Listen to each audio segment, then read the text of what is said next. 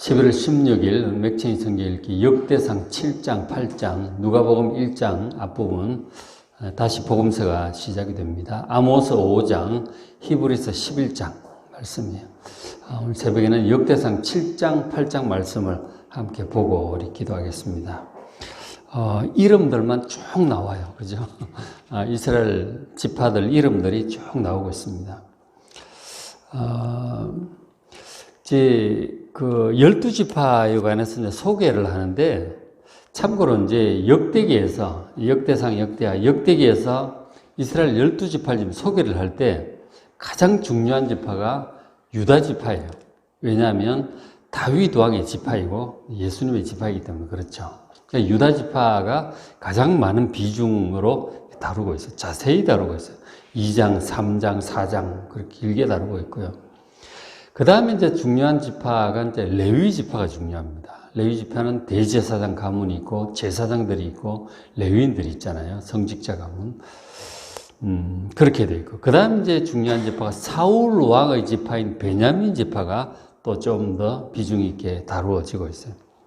근데 아예 안 다루고 있는 지파들도 있어요. 그런 지파도 있고 아주 간단하게 다루는 그런 지파도 있고 그렇습니다. 그러니까 하나님의 나라의 공헌한 정도에 따라 다루는 게 달라요. 그래서 우리가 이제 장차 생명책에 우리 이름이 기록되고 막 이렇게 한다고 말씀을 하는데, 하나님 나라에서 영원히 기록될 이 족보라고 하는 것이 하나님의 나라에 어느 정도 공헌했느냐에 따라서 달라지는 거예요. 숫자가 많다고 되는 게 아니에요. 그래서 이게 하나님께서 보실 때 과연 공헌도가 어느 정도인지를 역대기 족보를 보면 우리가 알 수가 있어요. 한 중요한 예라고 볼 수 있겠죠. 그래서 이제 7장, 8장은, 이 7장, 8장은 그러니까 이 베냐민 지파를 포함해서 다른 기타 지파들을 다 얘기를 하고 있어요. 유다 지파는 앞에 이미 2, 3, 4장 했고, 6장에 레위 지파가 나오고, 7장, 8장은 여러 지파들, 베냐민 지파를 포함해서 얘기를 하고 있습니다.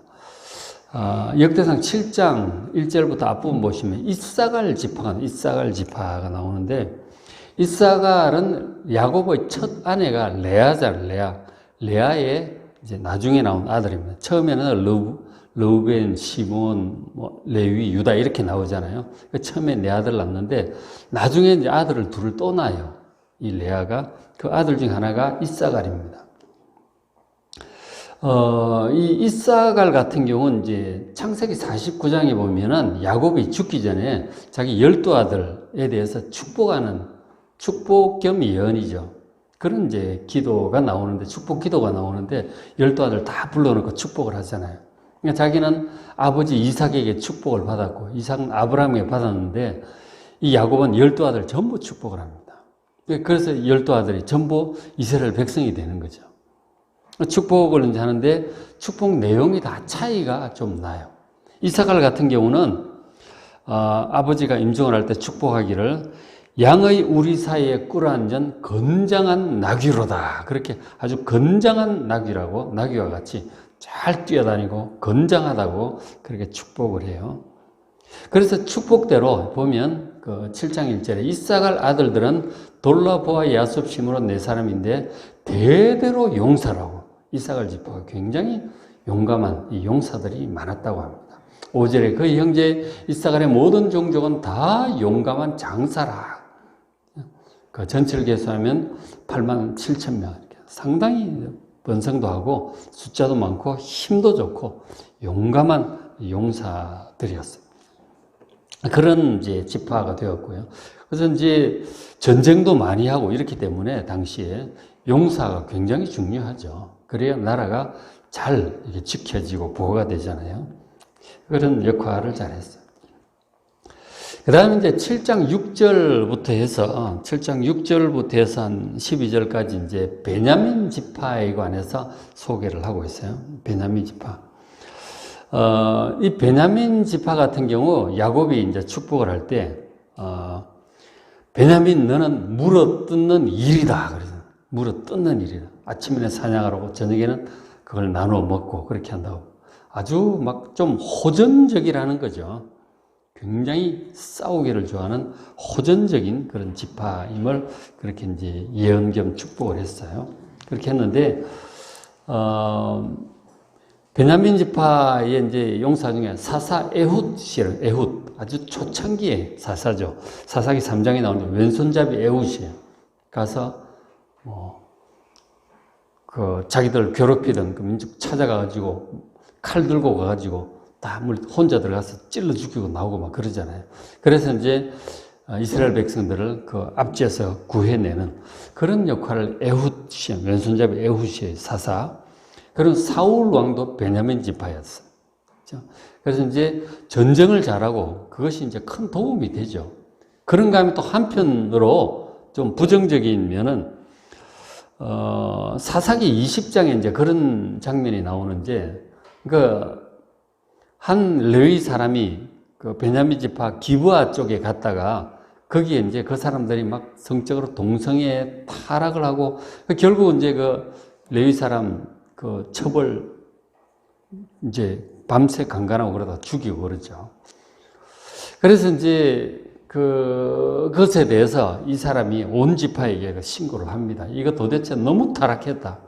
그래가지고 전 지파가 모여서 그를 강간하고 막 그렇게 했던 그 죄인들을 내보내라. 우리가 처단을 하겠다. 하는데 베냐민 지파가 무슨 소리냐 그러고 우리 사람 우리가 보호한다 그러고 전 이스라엘 상대로 싸우겠다고 덤벼듭니다. 베냐민 지파가 굉장히 호전적이죠. 그리고 전 지파와 베냐민 지파가 싸워요. 그게 이제 사사기 20장이 나오는데 그래가지고 그 싸움이 되겠어요. 물론 그들이 대단하긴 하지만 뭐 다른 지파들 전체하고 싸워서 되겠습니까? 그래가지고 거의 멸족을 당해가지고 600명 정도 남는 거죠, 남자들이. 그 멸족 당하기 직전까지 갔었어요. 그게 이제 호전적인 그것의 장단점이 다 있는 거죠. 잘 쓰면은 백성들을 보호하는 데 쓸 수도 있지만 이렇게 내분으로 망하기까지 멸망을 초래하는 그것이 될 수도 있습니다. 하나님 주시는 재능과 능력은 잘 사용해야 되는 거죠. 하나님 뜻을 따라. 이렇게 악을 보호하고 이 악한 자들은 처단을 받아야 마땅한 거죠. 그걸 보호하겠다고 그러다가 다 멸족되기까지 가는 그런 어리석은 일을 해서는 안 되겠죠. 베냐민 지파에 관해서는 8장에 좀 더 자세히 8장 전체가 또 베냐민 지파 소개를 하고 있어요. 왜냐하면 이제 사울 왕에 관해서 얘기를 하다 보니까 좀 자세히 얘기를 하고 있습니다. 그 다음에 이제 역대상 7장 13절에 납달리 지파에 관해서 나오는데 이 납달리 아들들은 뭐 야시엘, 군이, 에셀, 살롬이 이는 빌하의 손자들아 이렇게 돼 있죠. 빌하가 이제 야곱의 둘째 부인인 그 라헬의 시녀죠. 라헬의 시녀였어요. 그래서 이제 빌하의 이제 자손인데 빌하의 그 아들이 둘인데 단과 납달리예요, 둘이. 단과 납달리인데 이 단 지파는 그 민수기에 보면은 광야에서 행진을 할 때 세대씩 나누거든요. 동서남북 세대씩 나누는 세 지파씩 나누는데 그 남쪽인가요? 세 지파 한 집의 우두머리 역할을 하던 강력한 지파였어요. 단 지파가 강력한 지파였는데 근데 이 단 지파가 사사기 그 끝부분에 보면은 지파 전체가 우상숭배에 빠집니다. 미가가 그 만들었던 은 우상이 있는데 그거를 이제 빼앗아다가 자기 지파 전체 우상으로 세웁니다. 단 지파 전체가 사사시대에 아주 우상숭배에 빠져버립니다. 그 북이스라엘 금송아지 만들기 전에 이미 단 지파에서는 은으로 된 우상을 섬기고 있었어요. 일찌감치 우상숭배 지파 전체가 빠져버린 거죠. 그렇게 되어서 역대상에서 지금 단 지파는 아예 이름도 안 나와요. 아예 제외돼 버린 거죠. 일찌감치 제외돼 버렸다니. 그래서 이제 요한계시록 그 보면은 14만 4천 그 입맞은 자, 그 이스라엘 12지파 이름을 얘기를 하는데 그게 단 지파 나오지도 않아요.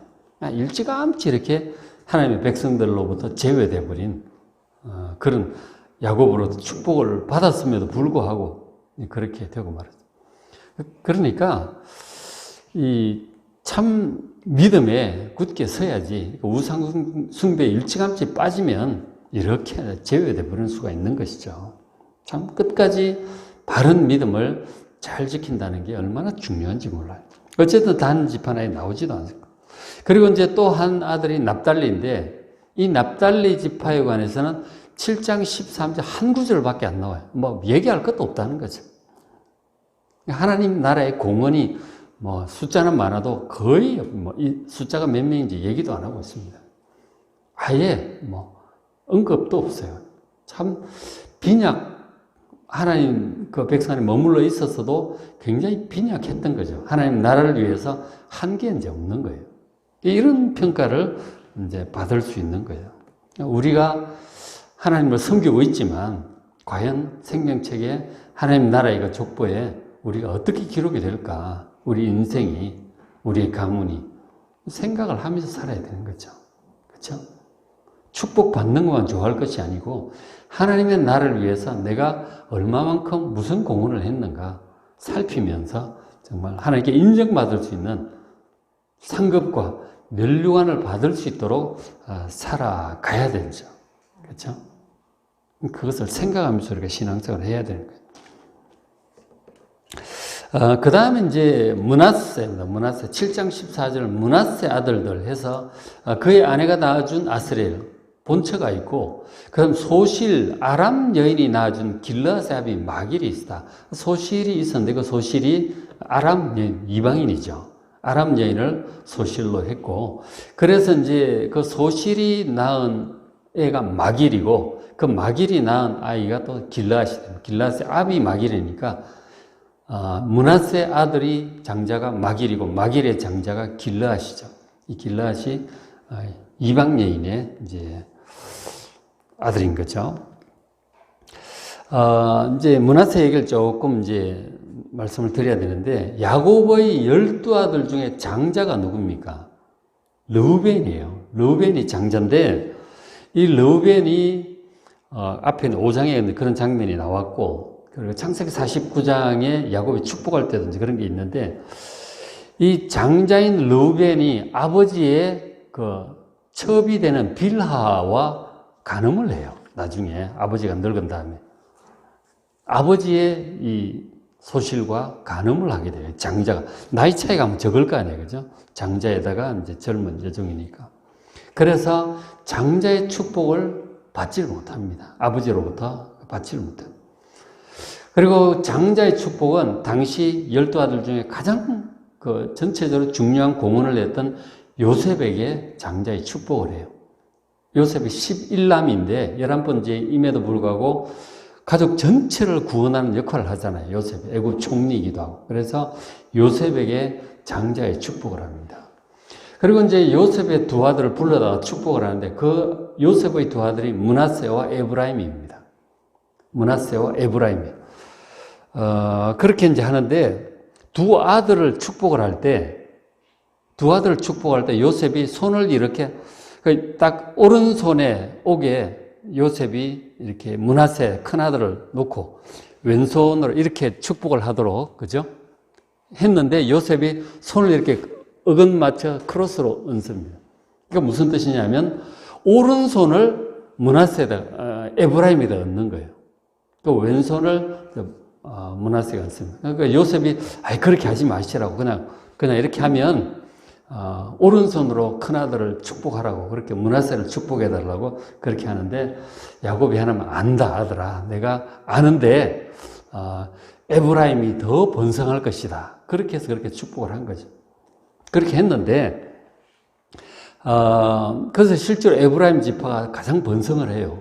북이스라엘 내내 주도적인 역할을 하고 거기 하게 되는데 그게 이제 여호수아도 나오고 막 그러잖아요. 나중에 북이스라엘을 세운 그 여로보암도 또 에브라임 지파고 이제 그렇게 되는 거죠. 축복을 받는데 그러나 족보상은 이제 요셉의 장자는 므낫세로 그대로 이제 그 장자의 축복은 므낫세가 받아요. 그래서 이제 장자인 것이죠. 장자의 축복이 야곱에게서 요셉으로, 요셉에게서 므낫세로 갑니다. 장자의 축복을 받았죠. 그래서 이제 장자는 유산을 받을 때 두 몫을 받아요. 똑같이 하는데 다른 아들과 달리 다른 아들 한 몫인데 두 몫을 받아요. 장자는. 그래서 이제 요셉이 뭐라고 하느냐면 너희 두 아들이 므낫세와 에브라임은 너희 다른 아들들처럼 르우벤이나 유다 다른 아들들처럼 내 아들이 될 것이다. 그렇게 얘기를 해요. 그 다음부터는 네 아들이다. 그렇게. 그게 무슨 뜻이냐면 요셉의 두 아들이 각각 이스라엘의 지파가 될 것이다. 그 말이에요. 예. 그래서 요셉 지파라는 게 없습니다. 지파라는 게 없고 므낫세 지파, 에브라임 지파 두 지파가 되는 거예요. 요셉은. 그 두 몫을 받은 거예요. 요셉이 장자로서. 무슨 뜻인지 아시겠죠? 그죠? 요셉 지파가 없고 요셉의 두 아들 므낫세 지파, 에브라임 지파 각각 지파를 이뤄요. 그 다른 형들과 달리 요셉은 두 지파가 된 거죠. 그만큼 숫자도 많고 번성을 해요. 그 두 지파가. 그렇게 하는데, 그러니까 이제 이 요셉의 큰아들 므낫세가 또 이제 장자의 축복을 받아가지고 므낫세 반지파 두 개로 또 나눠져요. 므낫세 반지파라는 얘기가 나오죠. 그죠? 그럼 므낫세가 장자라서 그러니까 두 몫을 받는 거예요. 므낫세 반지파는 그 가나안 땅 본토에 살고 또 므낫세 다른 반지파는 요단강 건너편 동쪽에 살아요. 므낫세 반지파라고 하는 것이 동서이쪽으로 나누어져 있다는 사실을 잘 기억을 하시길 바랍니다. 지금 여기 이제 7장에 나오는 이 므낫세 반지파이자 므낫세 아들 므낫세 반지파는 그 가나안 땅 본토에 있는 그 이제 므낫세 반지파예요. 그렇게 반지파고 그래서 이제 보시면 그 야곱의 장자의 명분이 요셉에게로 갔잖아요. 요셉의 장자의 명분은 므낫세에게로 갔습니다. 그 다음에 므낫세의 그 장자의 명분은 그 아들 마길에게로 가요. 그 소실이 난 아들 마길에게로 갔고 마길이 중요한 인물로 또 나오죠. 마길의 장자의 명분은 길르앗으로 갑니다. 다시 한번 야곱, 그 다음 요셉, 므낫세, 마길, 길르앗 그렇게 쭉 내려가는 거예요. 장자의 명분이. 그렇게 좀 자세히 여기서 기록을 하고 있어요. 자, 그 다음에 7장 20절에 이제 내려가서 에브라임 지파가 나옵니다. 에브라임 지파.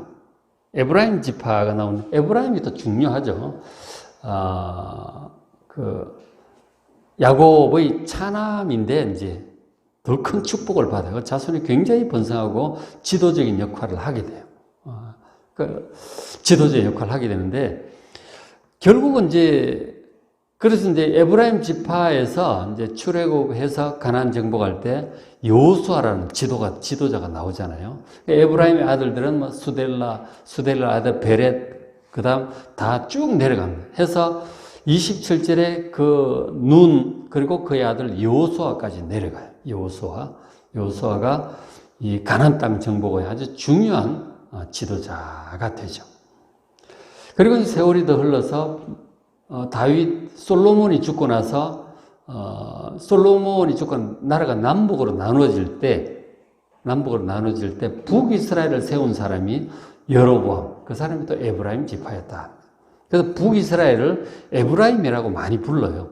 선지서에 보면 에브라임아 나오는데 에브라임 지파만 얘기할 때도 있지만 선지서에서는 대부분 이제 북이스라엘 전체를 가리킬 때 에브라임이라고 그렇게 부릅니다. 어쨌든 에브라임 지파가 또 그런 축복을 받았는데 이 여로보암이 또 북이스라엘을 이 금송아지 숭배로 또 이끌어 가잖아요. 그래서 나중에 아수르로 멸망하고 또 다 흩어져 버려요. 그 에브라임 지파 북이스라엘이. 그러니까 끝까지 참 믿음에 남아 있어야 되는데 우상 숭배하느라고도 갈라져 나고 빠져나오고 자꾸 이렇게 되는 거죠. 그러니까 참 하나님께 끝까지 잘 남은 자로 붙어 있어야 되는 거예요. 자꾸 이렇게 떠나가고 이러면은 하나님을 떠나가면 멸망하는 것이죠. 하나님을 절대로 떠나가면 안 돼. 끝까지 붙어 있어야 된다는 거예요. 남은 자가 렘넌트가 되는 여러분 되시길 바랍니다. 그렇게 했고. 그 다음 이제 아셀 지파가 나와요. 7장 30절에 아셀 지파가 나오는데, 이 아셀 지파는 이제 그 아들들은 뭐 임나 이소에 쭉쭉 나오죠. 40 이는 다 아셀 자손의 우두머리고 정선된 용감한 장사다. 이 역시 이제 아주 장사들이 많았다고 합니다. 상당히 이제 전체적으로 용감하죠. 그죠? 이스라엘 백성들이 아주 용감한 그런 용감한 백성들이었어요. 그렇게 했는데 아셀 지파는 야곱에게서 어떤 축복을 받았느냐면 너는 기름진 땅을 차지할 것이다. 그런 축복을 받았는데 실제로 나중에 이제 가나안 땅 정복을 해서 이제 제비뽑기가 받은 땅이 지중해 해변 쪽을 받습니다. 굉장히 비옥하죠. 그리고 이제 뭐 여건이 좋잖아요. 해변이 지중해 해변이 참 좋거든요. 해변 쪽에 그 땅 기름지고 아주 소산이 풍부한 좋은 땅을 그렇게 이제 제비를 뽑아요. 여호수아 19장에 이제 그런 내용이 나오는데 어쨌든 용감한 장사들이었다. 그렇죠? 그렇게 돼. 그 다음에 이제 8장으로 넘어가면 8장 전체가 베냐민 지파를 소개합니다. 베냐민 지파를 쭉 이제 소개를 하고 있는데 8장 1절에 베냐민이 낳은 자는 맏아들 벨라, 둘째 아스벨, 셋째 아히라, 넷째 노아, 다섯째 라바 이렇게 이름이 쭉 나오죠.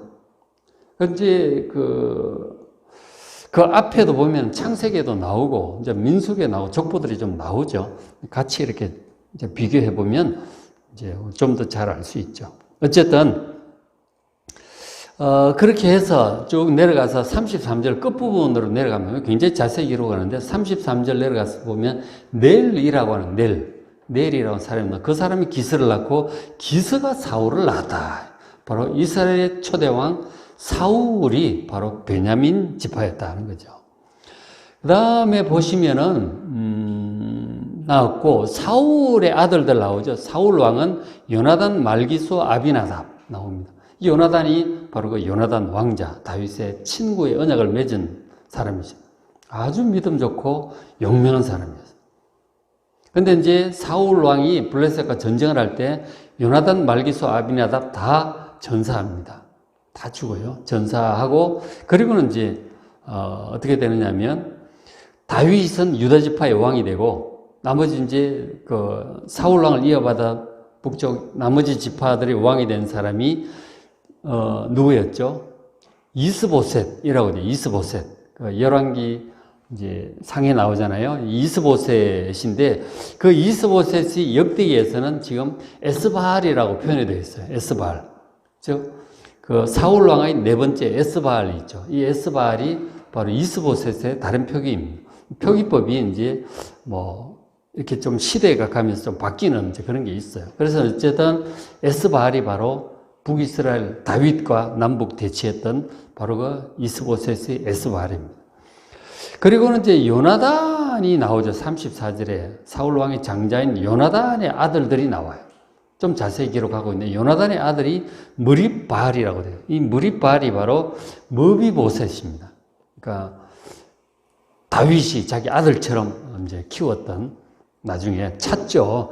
요나단의 후손들을 찾아보니까 머비보셋이라고 있어서 바로 그 사람이 무립바알인데 머비보셋이 어릴 때 이렇게 유모가 이제 도망가다가 떨어뜨려가지고 두 다리를 다 절어요. 머비보셋. 그것을 나중에 이제 다윗이 왕된 다음에 찾죠. 찾아가지고 자기 아들처럼 자기 상에서 먹고 그렇게 키웁니다. 그게 무립바알 머비보셋이에요. 그리고 그 머비보셋의 후손들이 이제 쭉 나오는 거예요. 보면은 막 거의 포로기 시대까지 쭉 이렇게 후손들을 얘기를 하고 있습니다. 그러니까 다윗이 요나단과의 언약을 지키기 위해서 요나단의 후손 이 무립바알 머비보셋 보호를 한 거죠. 그래서 그 후손이 가문이 또 번성을 해요. 다윗이 요나단에게 한 언약을 지킨 결과인 것이죠. 그 요나단과 다윗의 언약의 결과가 저렇게 후손들에게 미치는 것이죠. 그러니까 우리가 하나님 앞에서 바르게 하는 이런 모든 것들은 오래오래 갑니다. 영원토록 가는 거예요. 그런 것도 있는가 하면 인간적인 눈으로 보기엔 번성하고 힘이 있고 좋아 보이지만 그런 것들은 다 사라지는 거예요. 보잘것없는 한 절밖에 기록이 안 되기도 하고 아예 기록에 빠지기도 하고 그렇게 될 수 있다는 것이죠. 과연 이 영원한 하나님의 나라의 관점에서 우리가 어떻게 평가를 받을 것인가? 우리의 인생이, 우리의 가문이, 나의 사역이 어떤 평가를 받을 것인지 생각을 하고 정말 하나님께 좋은 평가를 받는다면 그것이 우리의 상급이고 면류관이 될 줄로 믿습니다. 영원한 평가와 영원한 상급이다 하는 것이죠. 인간적으로, 육신적으로 잘되고 부유하고 커지고 이게 다가 이게 중요한 게 아니에요. 하나님 보시기에 하나님의 나라를 위해서 얼마나 어떤 공헌을 하고 어떻게 귀하게 인정을 받는가 그것이 중요합니다. 세상적인 기준이 아니라 하나님의 평가가 중요하다는 사실을 아시고 하나님 보시기에 참 인정받도록 잘하는 여러분 되시기를 주의 이름으로 축복합니다. 맥체인 성경 읽기 오늘 역대상 7장 8장 누가복음 1장 이제 시작이 되죠. 아모스 5장 히브리서 11장 아모스 보면은 하나님 말씀대로 잘 하지 않고 우상 섬기고 하다가 결국 멸망해 가는 북이스라엘 말기에 관한 내용이잖아요. 저렇게 되어서는 안 됩니다. 그죠? 히브리서 11장 믿음장이죠. 믿음을 끝까지 지켜서 참으로 하나님께 인정받는 그런 우리가 될 수 있도록 성경을 직접 잘 보시길 바랍니다.